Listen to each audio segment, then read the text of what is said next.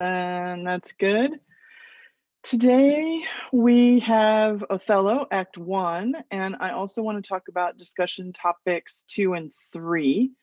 So let me start there and then we'll move into Othello. If we have time, we can watch the first act of Othello. I think it's like 23 minutes long only on this film version that I have. So if we have time, maybe we'll do that to round out the class period, because I don't intend to do like chronological summary of the act. You can find those online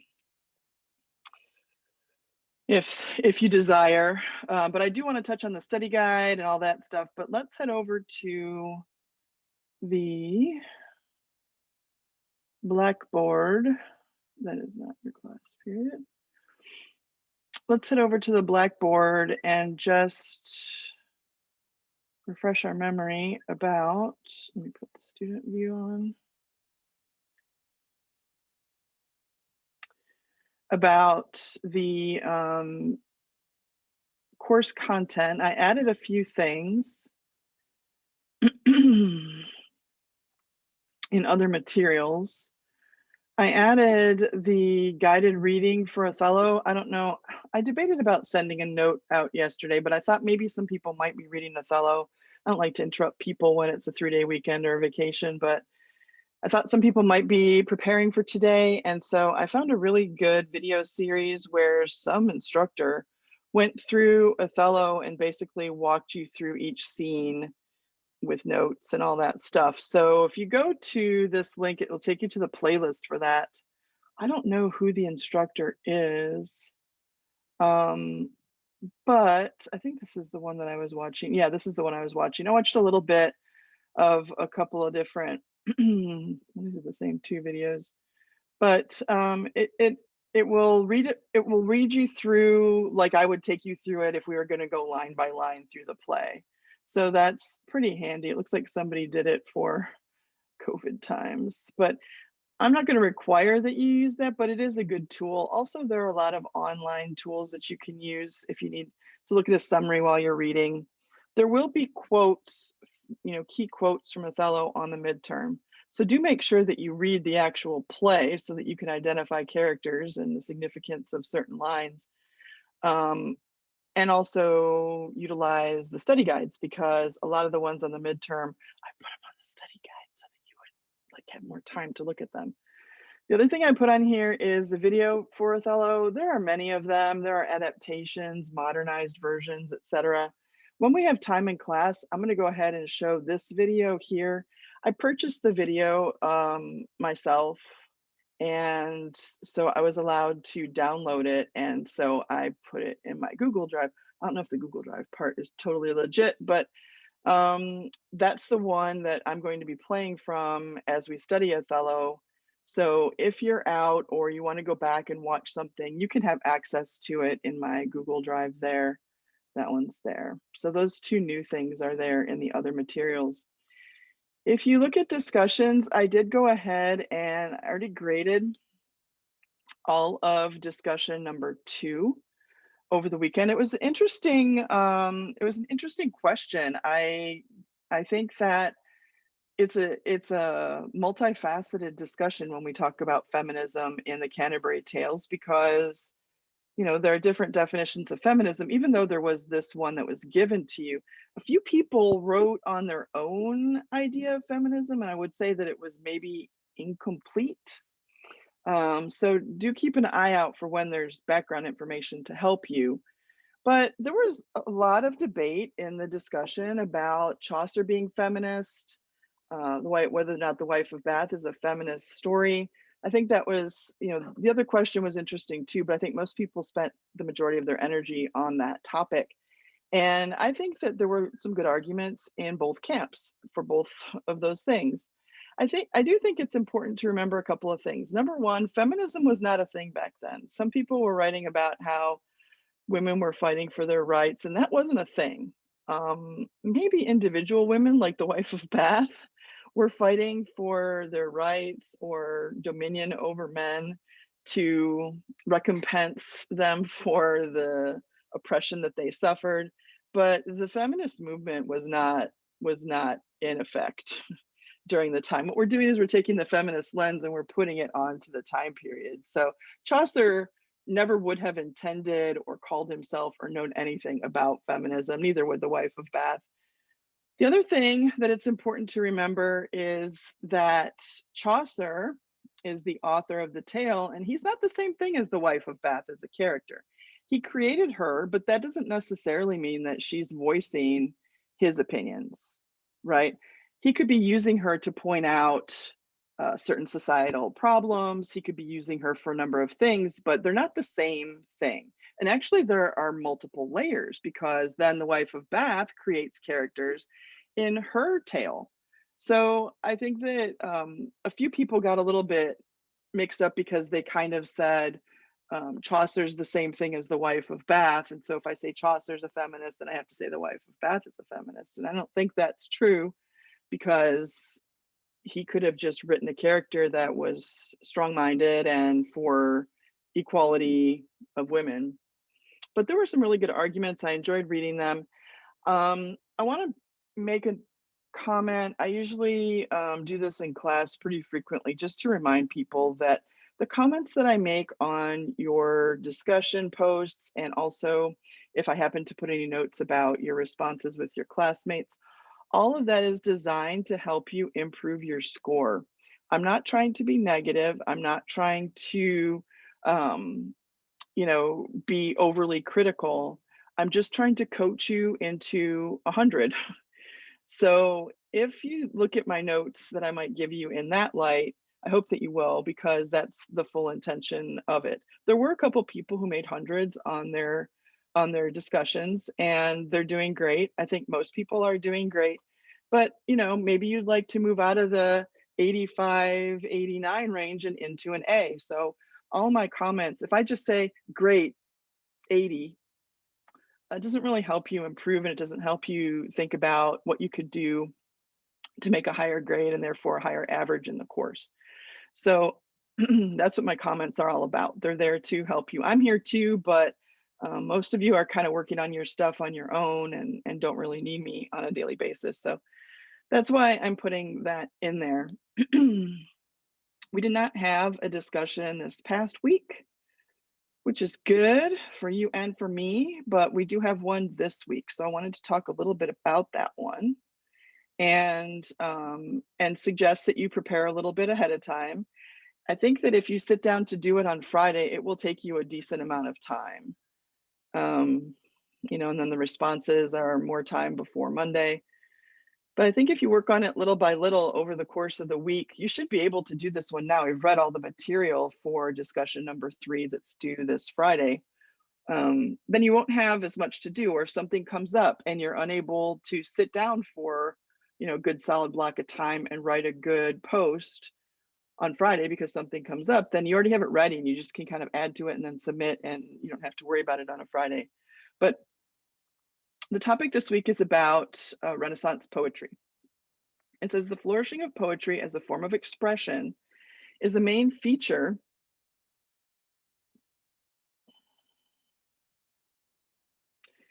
the flourishing of poetry as a form of expression is a main feature of English literature in the 16th century. Choose 2 or more poems we have read from English Renaissance literature, Shakespeare, Raleigh, Marlowe, Spenser, and compare and contrast them in terms of style, structure, use of poetic devices, tone, topic, and theme. So that means that you will go back and choose from last week's reading material all of the 3 Renaissance poems that we looked at on Tuesday and the 5 Shakespearean sonnets that we looked at on Thursday. I did a pretty good job of going through those for you to explain basically what they're saying, but now you need to take that a step further in the discussion this week and talk about 2 of them. You can pick any 2 that you want to, and you will do sort of a compare contrast. That means that you have to kind of equally balance things that are similar and things that are different. There are some clues here about what you can look at, things like style, structure, poetic devices, tone, topic, theme. So you could say certain elements of those are similar and certain elements are different. And then you need to get to the final question here, which is how do these 2 poems demonstrate the qualities of Renaissance poetry. Last Tuesday, I did a PowerPoint all about that, and I even pointed to the slide that would help you the most with discussion number 3. There's a slide, I don't remember the number, it might be slide 7. There's a slide in that presentation that will list for you all of the qualities of Renaissance poetry, and then all you have to do is note in those 2 poems that you choose out of the 8 what is Renaissance about those pieces. How do we know that they're a Renaissance piece? So I think most people are doing a great job with their posts. I have seen only a couple that are under the word count, so people are taking their time and thinking about the topics, and that's good. They're having good discussions, and I think most people moved away from the replies that were just sort of making general statements about classmates' posts without getting into literary debate. Remember that it's 1 grade, so I'm looking at all 4 parts of it, and I'm looking for you to demonstrate that you clearly read the material, you understood it on your own, beyond the stuff that I talked about in class. So the people who are getting hundreds are people who are coming up with ideas that I may have not mentioned in class that they noticed when they were reading and that sort of thing. So that might help you too if you're looking to jump up a grade in your discussions. Any questions about discussion number 3 that we have for Friday?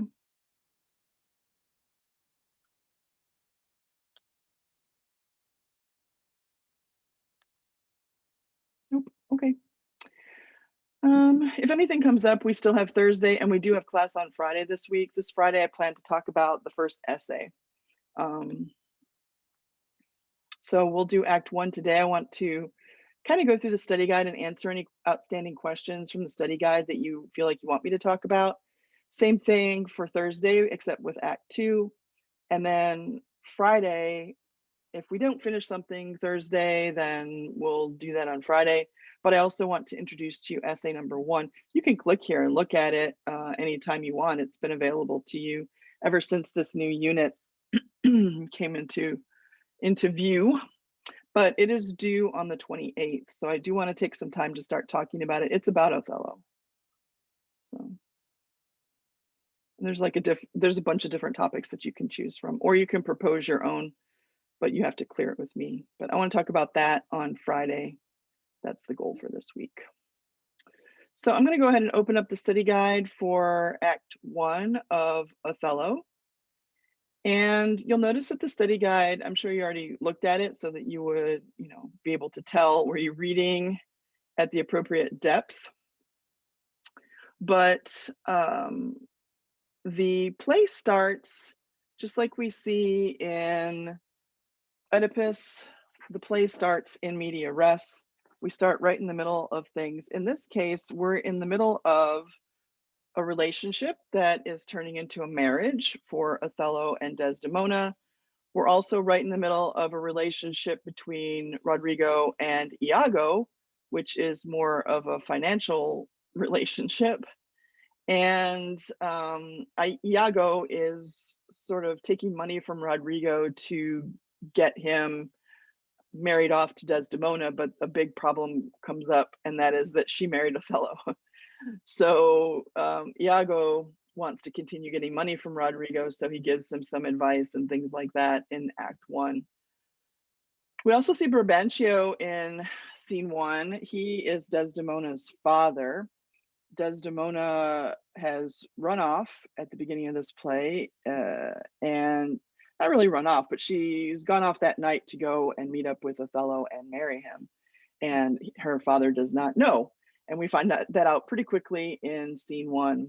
Looking over the questions for Scene 1, are there any questions or even the quotations that are here that you want me to spend a little time talking about?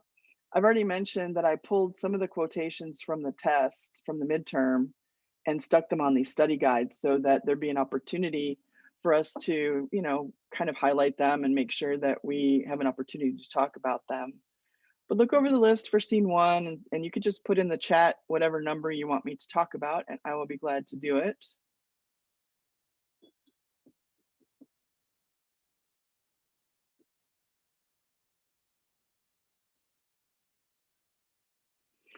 What will happen on the exam is I'll give you a quotation, like a major quotation from the text.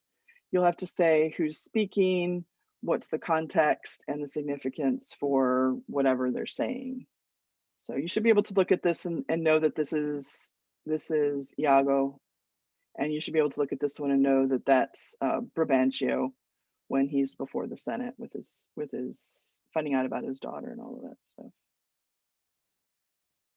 Okay. All right.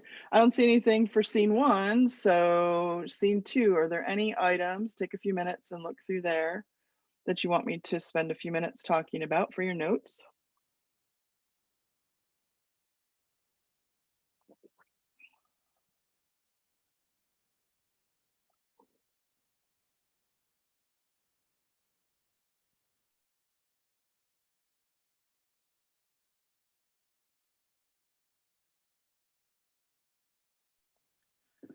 Okay, I got a message for number 5. What are Brabantio's objections to Othello? How can we characterize Othello's reaction to these objections? If you were reading and you suspected some racist overtones, you were on the money. There are some racial overtones. Iago in scene 1, I think, when he's talking to Rodrigo, talks about him being the thick-lipped general, and that's a reference to a stereotypical features of a black man. Brabantio does object to Othello, number 1, because he is different. Othello is black. He's from the north part of Africa. He's a Moor, but he's also a Venetian. Oh, I forgot to say, I'm here in Venice, my background, with all of the gondolas and the different ships. So he is a Venetian. He's a Venetian general. He's well renowned and famous. I wouldn't put him quite at the level of, say, like Beowulf or anything, but he's the one that they're going to trust to lead him into war. But despite all of those accomplishments, Brabantio is not happy about Desdemona marrying somebody who is so different. And also, he's older. He's an older man. He's got more experience. He's not ancient, but he's a significant amount older than she is. We don't ever really get their ages. But another objection that Brabantio has is that Desdemona didn't do it the proper way. She didn't, go through the channels of asking her father and all that stuff. We're talking about a time period where wealthy women were usually married off for business arrangements and things like that, and to friends of their fathers. So he's got a number of objections, and it seems like Othello stole her away because she has to sneak away to marry him, and probably because if she went the normal route, her father would probably have stopped it. So Othello's reaction to Brabantio's objections are pretty much to let him have his say. He seems to know in scene 2 that Brabantio is going to have objections, and he's very patient and tolerant of those objections. I mean, he's smart and he knows that his wife, snuck away to meet him to get married for a reason, but now it's too late. They're already married. Are there any others? You can put it in a direct message if you don't want to put it in the main chat. That's what some people do.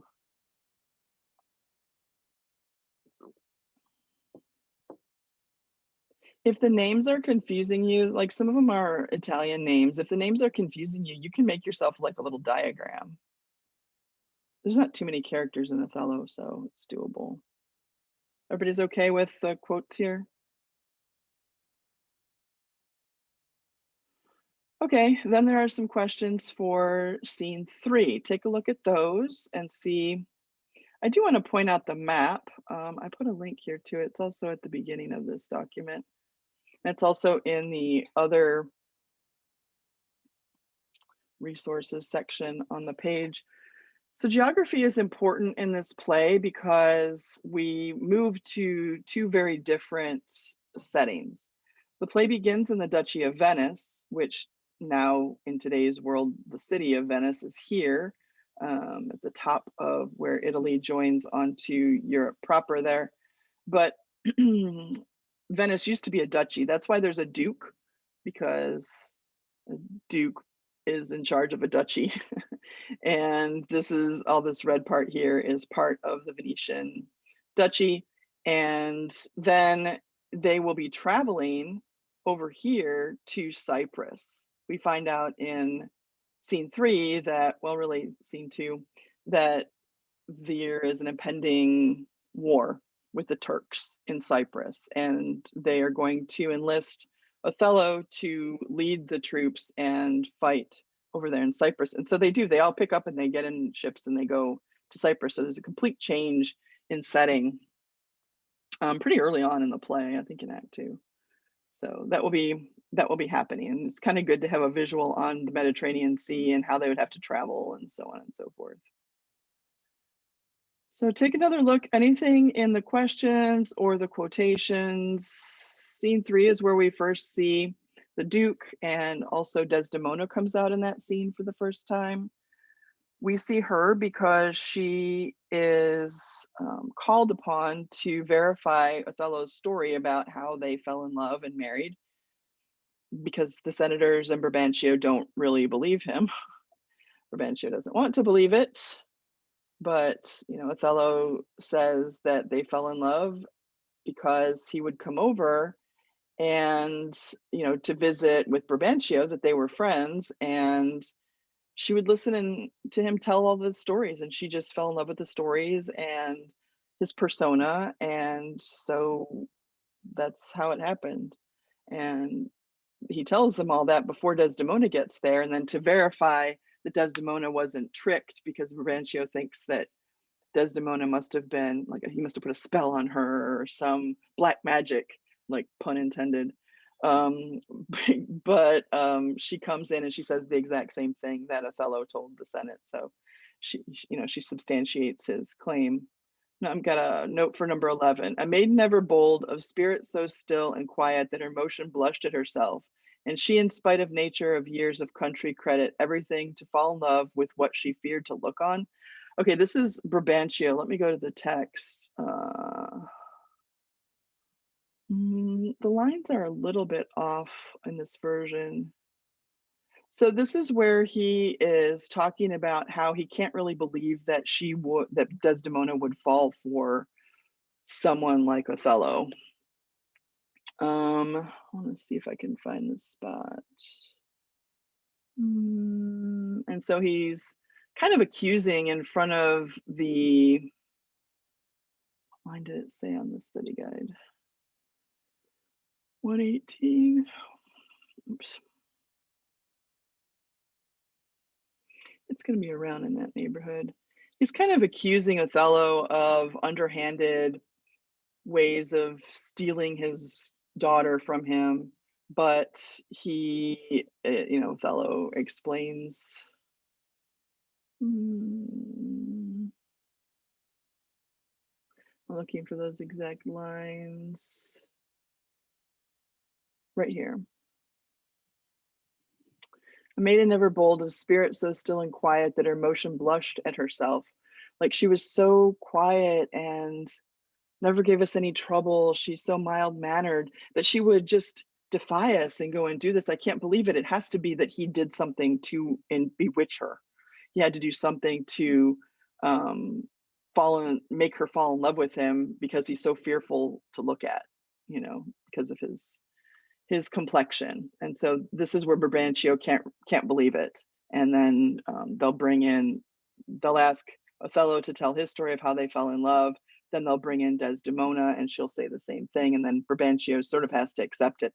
He accepts it and he tells Othello, she lied to me and went behind my back. You better watch out. She might do the same thing to you.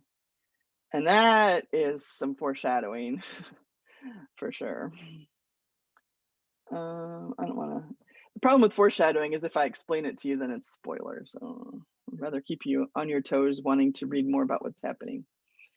12, she loved me for the dangers I had passed, and I loved her that she did pity them. One of the beautiful things about scene 3, I know I just went like this, like an English teacher does, is the beauty of their romance early on in this play. It's going to be corrupted. Iago is going to purposely corrupt their relationship.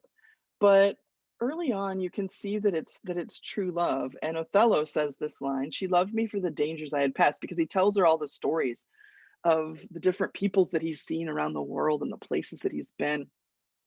And she just, eats it up. She just wants to know more and more about his experiences that he's had. And I loved her that she did pity them. He's got scars. He's got in the film they show he has some tattoos and things like that to show his worldliness.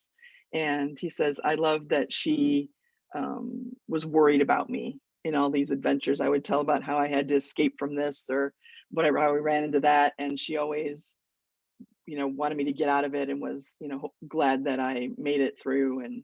And so he's describing, basically how they fell in love. And then there's line 15. I know nobody asked me for 15. Nobody, blank. This is Ramos, number 15.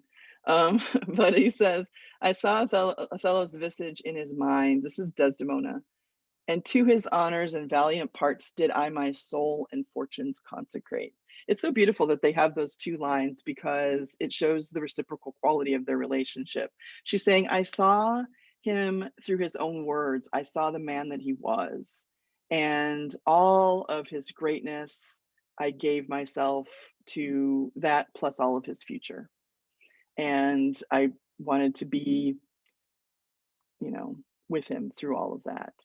And I mean, he's not a bad catch. It's just Brabantio, maybe he's racist, maybe he's doesn't like that his daughter went behind his back. Um, but Othello is an accomplished warrior and does his best to help Venice. And so she's just completely in love with him, and he's just completely in love with her.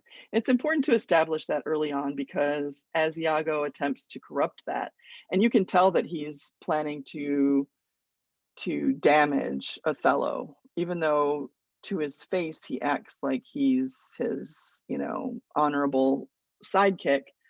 In the soliloquy that Iago delivers at the end of scene 3, at the end of Act 1, you can tell that he's got malice in his heart.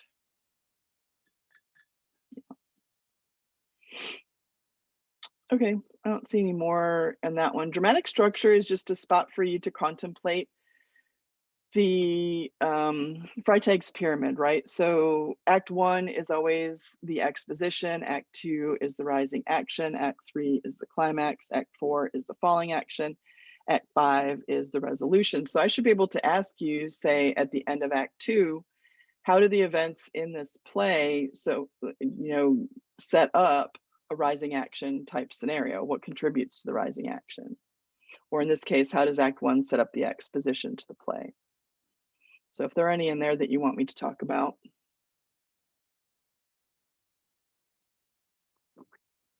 I will.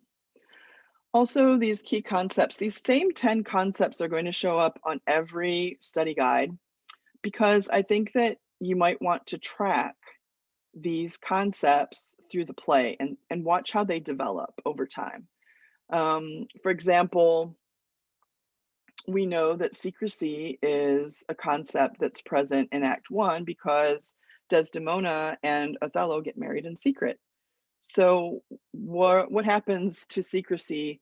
How does that concept, evolve and change, deepen, strengthen, whatever through the course of the play? At the end of the play, we should be able to make thematic statements about all of these concepts here as they pertain to Othello and human nature. So you might want to make a little chart in your notebook or something like that, because I think that would be a handy reference point when you're studying for the midterm. And then of course, here you have this image. Let me see if I can make it. Okay. Here we have the Duke. Here, the senators are all around, mulling over what's been presented before them. Here is Brabantio, here's Desdemona. They make her super pale in contrast to Othello, I'm sure, to demonstrate their differences. And then of course, here's Othello. So you should be able to look at the images. I put one on each study guide. You should be able to look at them and figure out what part of the act they're demonstrating, because if you know what's supposed to be happening, then you can kind of pick out what's being depicted there. All right, last call. Anything else from the Act 1 study guide before we move on?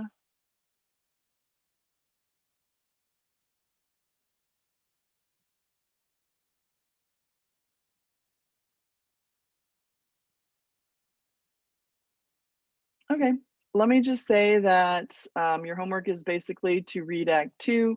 There's a study guide for that. Please look at it before class and maybe even pick out a few that you want me to talk about so that I can help you the best way possible. If you look at them during class, you might not have the full opportunity to think about the questions. So do look them over, or maybe use them as you read the scenes. Read a scene, read a summary of the scene, look at the questions. Okay, I can answer all those questions. I'm good. Use it as a tool for yourself in your study process. And then you should also be working on discussion number 3 that's due on Friday.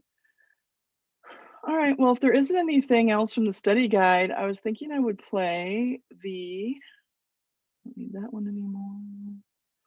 I was thinking I would play the film version of Othello. Where is it? It is in my drive. There it is. It's about 24 minutes. So I'm not going to stop it and talk about it at all, but we've talked about mostly the main things. So I thought we would watch that, and we'll just kind of watch each in a segment as we go through the play. So let me enlarge it here. And oh, you know what? I have to turn off my AirPods. See if you can first, as the characters come up, like identify who's who, and then recognize the different statements that they're making and their relationships to one another as you're watching this act. I'm gonna stop recording because then YouTube will